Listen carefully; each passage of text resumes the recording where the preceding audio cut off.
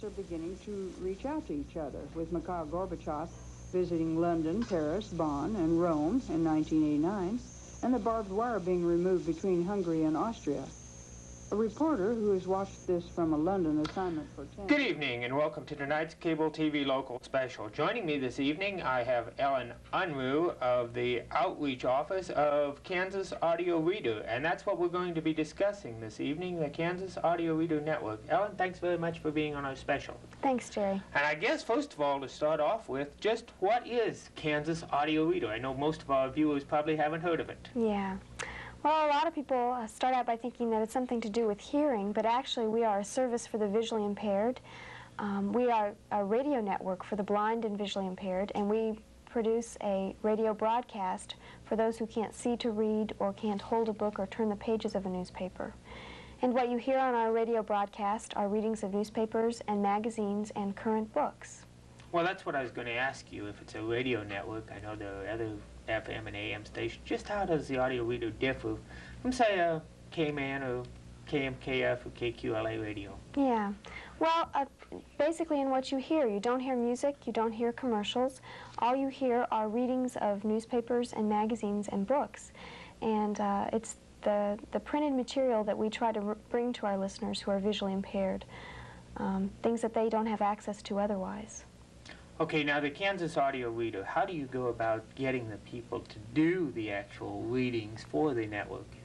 Well, most of our readings are done by volunteers from the Lawrence area, and we have about a large pool of volunteers, about 180 at this point, who come in and give their time to read the papers over the air or to record books, pre-record the books. And we audition them and train them, so these are volunteers that are well-versed in what it takes to be a good reader. Okay, so now this is part of the University of Kansas system? Yes. Our studios and offices are located on the University of Kansas campus, and we're funded primarily by KU and by the state of Kansas.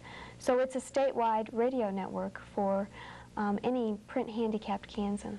Okay, I'm very curious about the network, since you said it's a statewide network and it uses local radio stations. I assume this is quite an operation then.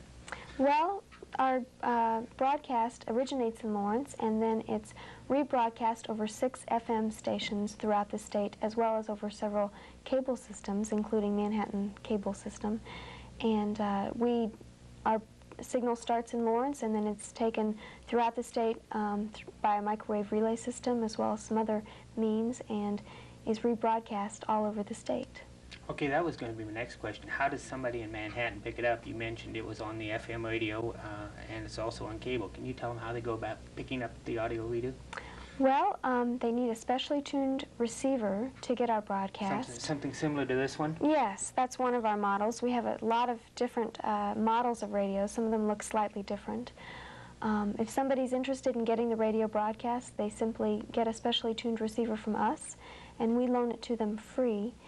And for as long as they need it. And in Manhattan, you can get it a couple of different ways. You can get it off the airwaves, meaning you just need a specially tuned receiver that you plug into the wall and turn on, or you can also get it off the cable system, meaning that you take the receiver and you plug it into your cable as well as into the wall and get it that way. Okay, now I might say that that's what we have here. We have a Kansas Audio Reader, and we have it set up, and about to be sold. What, all it is this is our cable line coming into the radio. Right. It's just plugged in, and just turn the radio on. It's that simple for it. That's one of the nice things about it. It really is very simple to operate. There's just an on-off volume switch, and it's pre-tuned to audio reader's frequency, so what you hear is simply audio reader. Okay, Ellen, now I know here you have with you a guide for the month of July. Just what are some of the programs that are on the Kansas Audio Reader? Well, one of our most popular broadcasts is our morning newspapers, and we put out the program schedule every month. This is for July, as you can see. We start out the morning by reading the Kansas City and Topeka Capital Journal for 2 hours, and then we move into the 10 o'clock book hour. Right now we're reading a book called The Extraordinary Origins of Everyday Things, and we're reading that every day for an hour at 10 o'clock. It's a nonfiction book. The day moves in a similar pattern on a daily basis. So, for instance, every day at noon you'll hear USA Today. In the afternoon you'll hear papers from smaller cities around Kansas, and that's the time of day when we read the Manhattan Mercury, usually about 2:15 in the afternoon, as well as a variety of other regional papers. We read from the Kansas City Evening Edition of the paper. We read from several magazines every day at a specific time. We read from several more books every day, including a mystery, autobiography, biography, just a variety of things that you can hear on our network.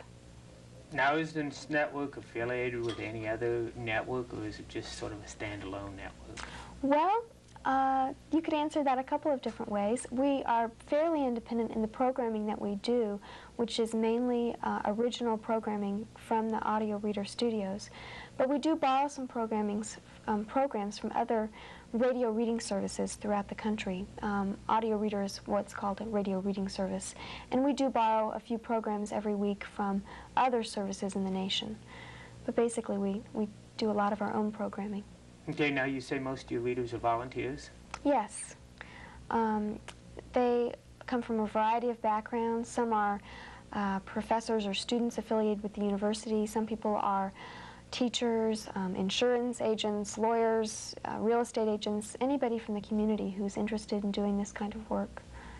So if they wanted to volunteer, how would they go about it, or could they go about it? Well, basically you need to live within driving distance of Lawrence, since our studios are there, and we ask that people use our equipment so that the quality of our sound remains good. So if somebody wants to come in and volunteer, they can set up a time to do an audition, and once they pass the audition, then we will train them and help them choose their reading materials, help them pick out a time of day that's good for them to come in and record, that kind of thing. Okay, so your whole idea behind this network is for the visually impaired. Also, the physically disabled. Our service is for anybody who can't read regular-sized print because of a visual or physical disability, and that includes a wide range of people. Somebody who was born blind and has never been able to read print, that would be available to them.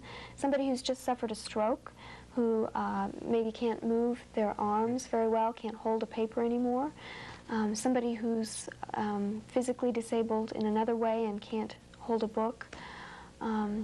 Somebody who's growing older and is experiencing diminishing eyesight that often accompanies aging. Our service is very much for all of those people. Okay, I see.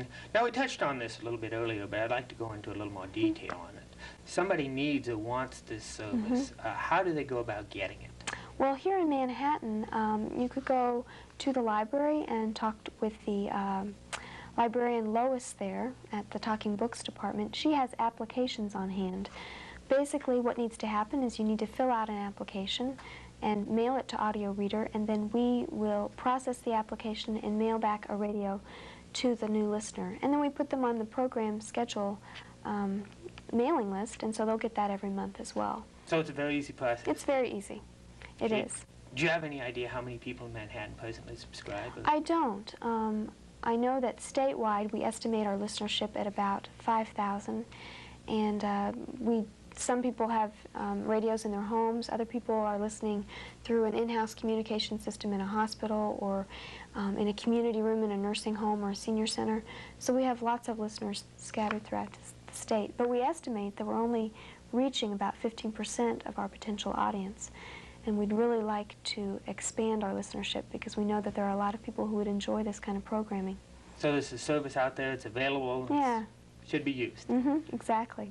Okay, Exactly. Ellen, is there anything maybe you'd like to add that we haven't touched on about the Audio Reader system? Well, we've been around for about 17 years.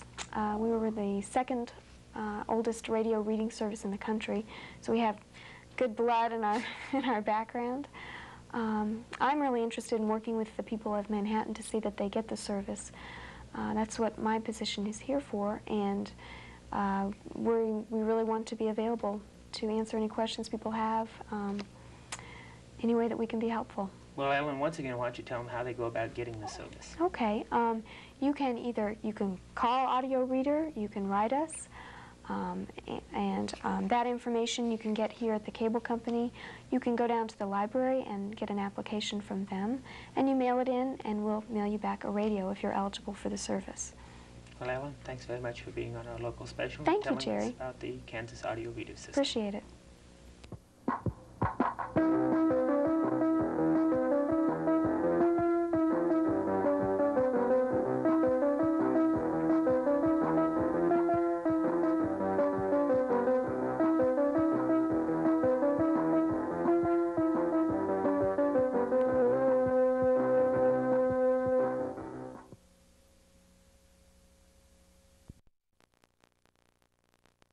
Manstrom managed a local television and radio station.